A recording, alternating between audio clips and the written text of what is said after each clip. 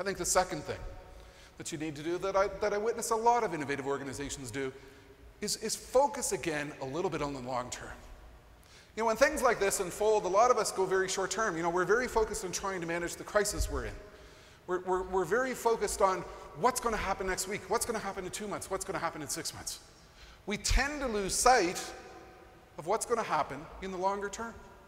And here's what happens in the longer term. Bill Gates observed that what most people do is they overestimate the impact of the change that will occur on a 2-year basis. They underestimate the change that will occur on a 10-year basis.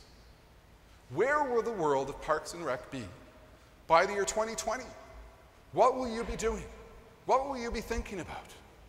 What will be the key issues which you will be managing? Well, let me give you a little bit of insight as to how your world might unfold. You know, I speak at a lot of healthcare conferences, and I spoke at the 4th World Healthcare Innovation and Technology Congress in Washington in December. And all of the players who are taking us to the world of healthcare 2020 were in the room.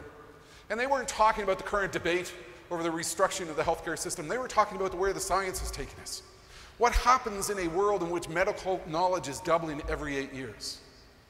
I stood there as a patient, and I said, I'm a patient, and it's January 15, 2020, 12 years from the date of this conference, and here's what I'm doing in terms of interaction with the system, and walked through a whole variety of trends. One of the most powerful trends, which is transformative in scope, is that by the year 2020, the entire healthcare system will have gone upside down.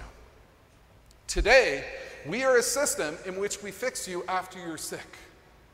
By the year 2020, most of the US and much of the industrialized world healthcare system will have gone completely upside down, in that we will know what it is likely you are going to become sick with, and we will have re-architected the entire healthcare system to deal with that reality. Right now, we can look at a couple of hundred strands of your DNA, and we can determine with 97% accuracy if you are likely to develop cystic fibrosis or other conditions.